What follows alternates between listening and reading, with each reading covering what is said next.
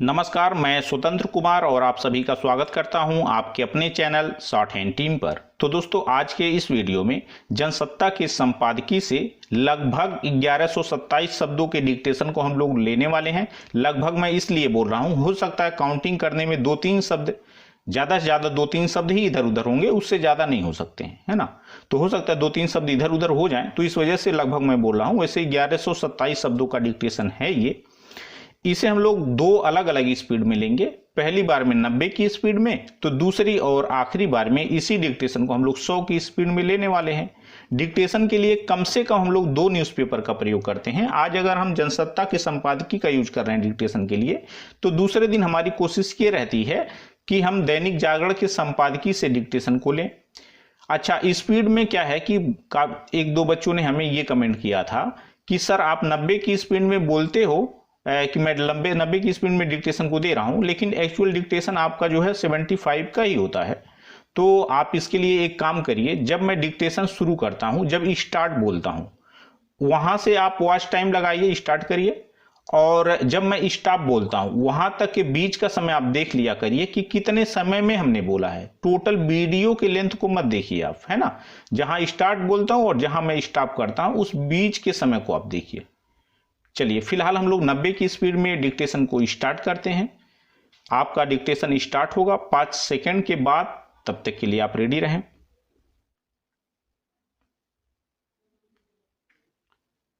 Start.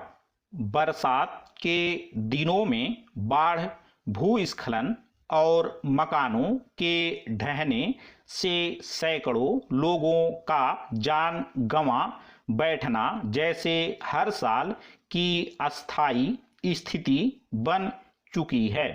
इस साल भी अब तक महाराष्ट्र, गोवा, केरल, कर्नाटक, आंध्र प्रदेश आदि में बरसात से काफी तबाही मच चुकी है। अकेले महाराष्ट्र के विभिन्न हिस्सों में करीब 150 लोग मारे जा चुके हैं। 80,000 से अधिक लोगों को सुरक्षित स्थानों पर पहुंचाया जा चुका है। आने वाले दिनों में और भारी बरसात की चेतावनी जारी की जा चुकी है। बरसात के समय मचने वाली इस तबाही की वजहें छिपी नहीं हैं। ऐसा भी नहीं कि पिछले कुछ सालों में पहले की अपेक्षा अधिक बारिश हो रही है। यह जरूर है कि बरसात की प्रकृति में कुछ बदलाव आया है, मगर इससे ज्यादातर परेशानियां अनियोजित शहरी विकास, जल निकासी के रास्तों में अवरोध, नदियों के पाटों पर अतिक्रमण, बांधों की क्षमता का समुचित आकलन न हो पाने आदि की वजह से पैदा होती हैं। नदियों के पाट सिकुड़ते और पेटा उथला होता गया है। इसलिए बरसात का पानी संभाल पाने की उनकी क्षमता काफी घट गई है। उनका पानी उफन कर रिहायशी इलाकों को जलमग्न कर देता है। यही हाल गाद भरते जाने से बांधों का भी हो गया है। जब वे बरसात का पानी संभाल नहीं पाते, तो बिना चेतावनी के उनके फाटक खोल दिए जाते हैं और पानी के वेग में बहुत सारे लोग मारे जाते हैं। पैरा।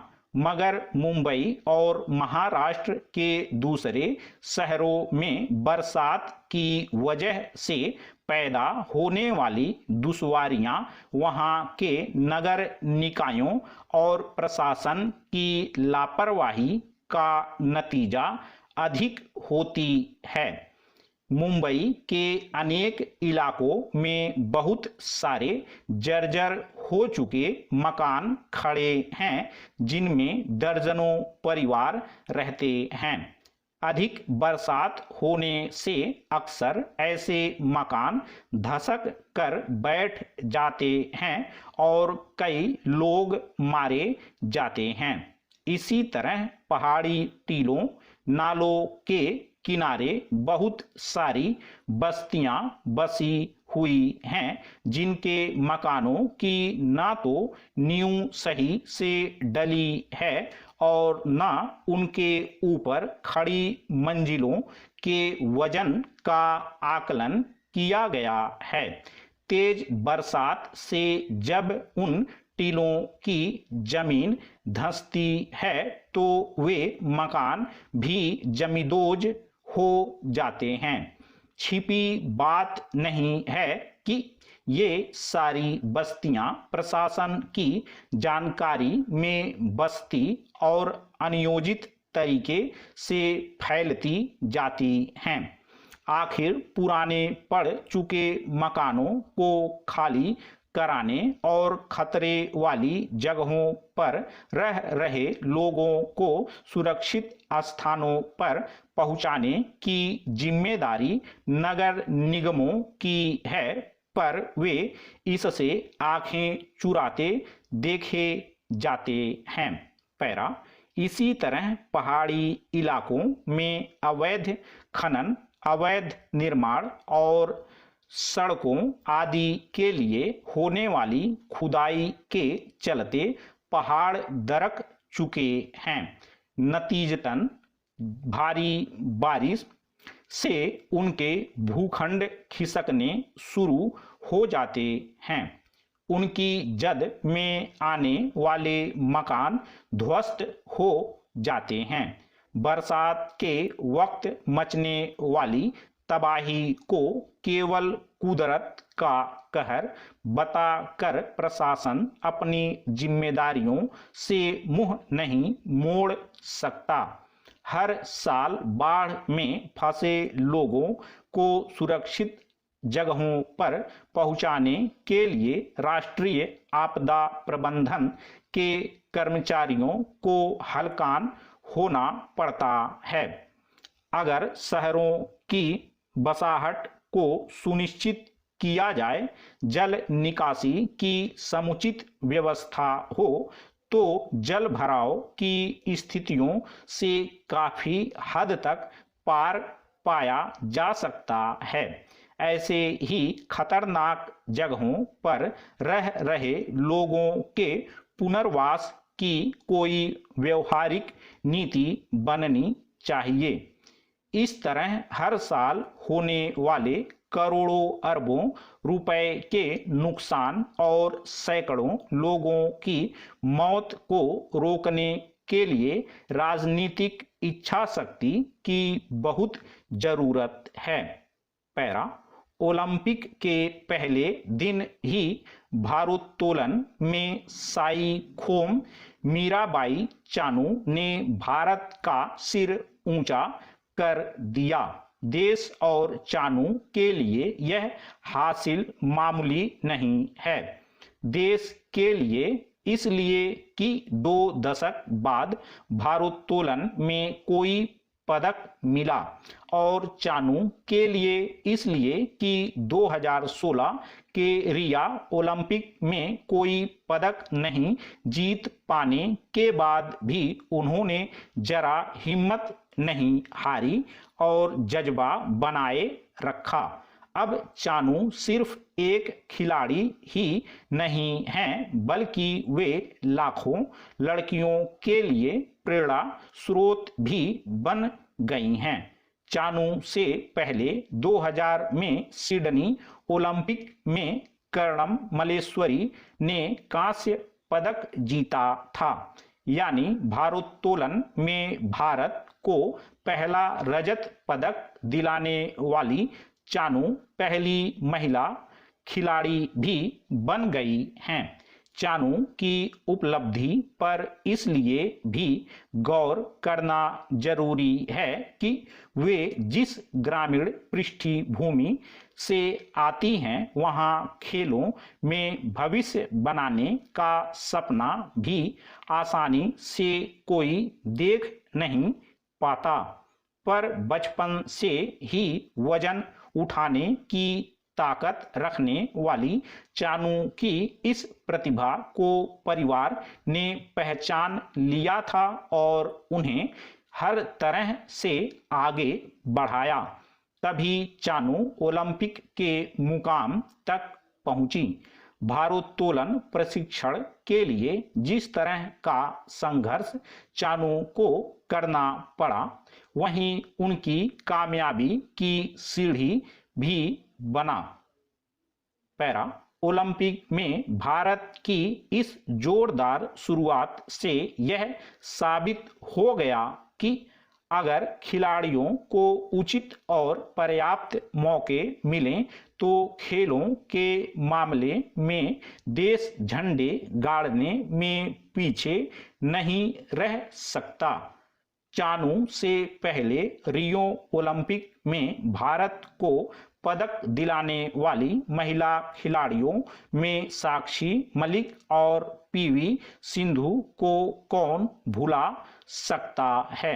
इन खिलाड़ियों की ये उपलब्धियां इनकी अपनी कड़ी मेहनत और पक्के इरादे की कहानी ज्यादा है।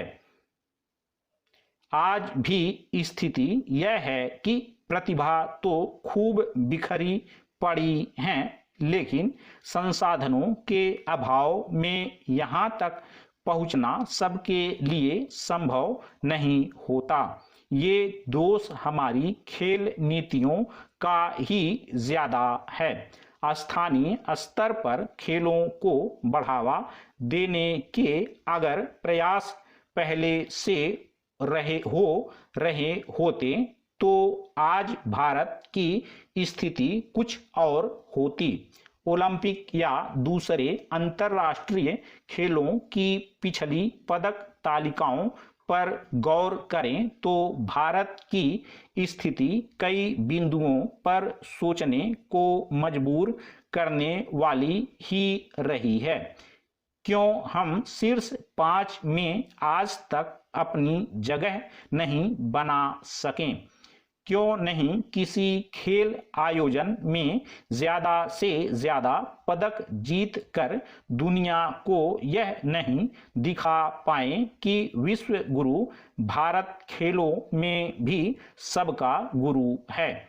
जाहिर है कि इन सवालों के जवाब आसान नहीं हैं। दुर्भाग्य तो यह है कि भारत में ज्यादातर खेल संघ और संस्थाएं राजनीतिकों की मुट्ठी में रही हैं। ऐसे में नई प्रतिभाओं की तलाश का काम कौन और कैसे करता? पैरा चानू की कामयाबी देश के खेल जगत पर फिर से नजर डालने का भी मौका है। देश में नई नई खेल प्रतिभाओं को खोजना सबसे बड़ा काम है। इसके लिए सबसे पहले तो खेल संस्थाओं की कमान पूरी तरह से खिलाड़ियों के हाथ में ही सौंपनी होगी। तभी प्रतिभाओं की पहचान और उन्हें तैयार करने का काम आसान हो सकता है। ऐसा भी नहीं है कि पिछले 5-7 सालों में खेलों की ओर सरकार का ध्यान न गया हो। अब कई राज्यों में खेल विश्वविद्यालयों की स्थापना पर भी काम हो रहा है। एक सवाल यह भी है कि भारत में जब क्रिकेट जैसा खेल वैश्विक कारोबार का रूप ले सकता है तो और दूसरे खेलों में यह प्रयोग क्यों नहीं हो सकता? इसके लिए पहल तो सरकारों को ही करनी होगी। स्टॉप। दोस्तों इसी डिक्टेशन को दूसरी बार में हम लोग 100 की स्पीड में लेने वाले हैं और आपका समय स्टार्ट होगा 5 सेकेंड के बाद। तब तक के लिए आप रेडी रहें।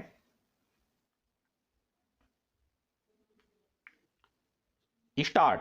बरसात के दिनों में बाढ़, भूस्खलन और मकानों के ढहने से सैकड़ों लोगों का जान गंवा बैठना जैसे हर साल की अस्थायी स्थिति बन चुकी है। इस साल भी अब तक महाराष्ट्र, गोवा, केरल, कर्नाटक, आंध्र प्रदेश आदि में बरसात से काफी तबाही मच चुकी है। अकेले महाराष्ट्र के विभिन्न हिस्सों में करीब 150 लोग मारे जा चुके हैं। 80,000 से अधिक लोगों को सुरक्षित स्थानों पर पहुंचाया जा चुका है। आने वाले दिनों में और भारी बरसात की चेतावनी जारी की जा चुकी है। बरसात के समय मचने वाली इस तबाही की वजहें छिपी नहीं हैं। ऐसा भी नहीं कि पिछले कुछ सालों में पहले की अपेक्षा अधिक बारिश हो रही है। यह जरूर है कि बरसात की प्रकृति में कुछ बदलाव आया है, मगर इससे ज्यादातर परेशानियां अनियोजित शहरी विकास, जल निकासी के रास्तों में अवरोध, नदियों के पाटों पर अतिक्रमण, बांधों की क्षमता का समुचित आकलन न हो पाने आदि की वजह से पैदा होती हैं। नदियों के पाट सिकुड़ते और पेटा उथला होता गया है। इसलिए बरसात का पानी संभाल पाने की उनकी क्षमता काफी घट गई है। उनका पानी उफन कर रिहायशी इलाकों को जलमग्न कर देता है। यही हाल गाद भरते जाने से बांधों का भी हो गया है। जब वे बरसात का पानी संभाल नहीं पाते तो बिना चेतावनी के उनके फाटक खोल दिए जाते हैं और पानी के वेग में बहुत सारे लोग मारे जाते हैं। पैरा। मगर मुंबई और महाराष्ट्र के दूसरे शहरों में बरसात की वजह से पैदा होने वाली दुश्वारियां वहां के नगर निकायों और प्रशासन की लापरवाही का नतीजा अधिक होती है। मुंबई के अनेक इलाकों में बहुत सारे जर्जर हो चुके मकान खड़े हैं जिनमें दर्जनों परिवार रहते हैं। अधिक बरसात होने से अक्सर ऐसे मकान धसक कर बैठ जाते हैं और कई लोग मारे जाते हैं। इसी तरह पहाड़ी टीलों, नालों के किनारे बहुत सारी बस्तियां बसी हुई हैं जिनके मकानों की ना तो नींव सही से डली है और ना उनके ऊपर खड़ी मंजिलों के वजन का आकलन किया गया है। तेज बरसात से जब उन टीलों की जमीन धंसती है तो वे मकान भी जमींदोज हो जाते हैं। छिपी बात नहीं है कि ये सारी बस्तियां प्रशासन की जानकारी में बसती और अनियोजित तरीके से फैलती जाती हैं। आखिर पुराने पड़ चुके मकानों को खाली कराने और खतरे वाली जगहों पर रह रहे लोगों को सुरक्षित स्थानों पर पहुंचाने की जिम्मेदारी नगर निगमों की है, पर वे इससे आंखें चुराते देखे जाते हैं। पैरा। इसी तरह पहाड़ी इलाकों में अवैध खनन, अवैध निर्माण और सड़कों आदि के लिए होने वाली खुदाई के चलते पहाड़ दरक चुके हैं। नतीजतन भारी बारिश से उनके भूखंड खिसकने शुरू हो जाते हैं। उनकी जद में आने वाले मकान ध्वस्त हो जाते हैं। बरसात के वक्त मचने वाली तबाही को केवल कुदरत का कहर बताकर प्रशासन अपनी जिम्मेदारियों से मुंह नहीं मोड़ सकता। हर साल बाढ़ में फंसे लोगों को सुरक्षित जगहों पर पहुंचाने के लिए राष्ट्रीय आपदा प्रबंधन के कर्मचारियों को हलकान होना पड़ता है। अगर शहरों की बसाहट को सुनिश्चित किया जाए, जल निकासी की समुचित व्यवस्था हो, तो जल भराव की स्थितियों से काफी हद तक पार पाया जा सकता है। ऐसे ही खतरनाक जगहों पर रह रहे लोगों के पुनर्वास की कोई व्यवहारिक नीति बननी चाहिए। इस तरह हर साल होने वाले करोड़ों अरबों रुपए के नुकसान और सैकड़ों लोगों की मौत को रोकने के लिए राजनीतिक इच्छा शक्ति की बहुत जरूरत है। पैरा ओलंपिक के पहले दिन ही भारोत्तोलन में साई खोम मीराबाई चानू ने भारत का सिर ऊंचा कर दिया। देश और चानू के लिए यह हासिल मामूली नहीं है। देश के लिए इसलिए कि 2 दशक बाद भारोत्तोलन में कोई पदक मिला, और चानू के लिए इसलिए कि 2016 के रिया ओलंपिक में कोई पदक नहीं जीत पाने के बाद भी उन्होंने जरा हिम्मत नहीं हारी और जज्बा बनाए रखा। अब चानू सिर्फ एक खिलाड़ी ही नहीं हैं, बल्कि वे लाखों लड़कियों के लिए प्रेरणा स्रोत भी बन गई हैं। चानू से पहले 2000 में सिडनी ओलंपिक में कर्णम मल्लेश्वरी ने कांस्य पदक जीता था। यानी भारोत्तोलन में भारत को पहला रजत पदक दिलाने वाली चानू पहली महिला खिलाड़ी भी बन गई हैं। चानू की उपलब्धि पर इसलिए भी गौर करना जरूरी है कि वे जिस ग्रामीण पृष्ठभूमि से आती हैं, वहां खेलों में भविष्य बनाने का सपना भी आसानी से कोई देख नहीं पाता, पर बचपन से ही वजन उठाने की ताकत रखने वाली चानू की इस प्रतिभा को परिवार ने पहचान लिया था और उन्हें हर तरह से आगे बढ़ाया। तभी चानू ओलंपिक के मुकाम तक पहुंची। भारोत्तोलन प्रशिक्षण के लिए जिस तरह का संघर्ष चानू को करना पड़ा, वहीं उनकी कामयाबी की सीढ़ी भी बना। पैरा ओलंपिक में भारत की इस जोरदार शुरुआत से यह साबित हो गया कि अगर खिलाड़ियों को उचित और पर्याप्त मौके मिलें तो खेलों के मामले में देश झंडे गाड़ने में पीछे नहीं रह सकता।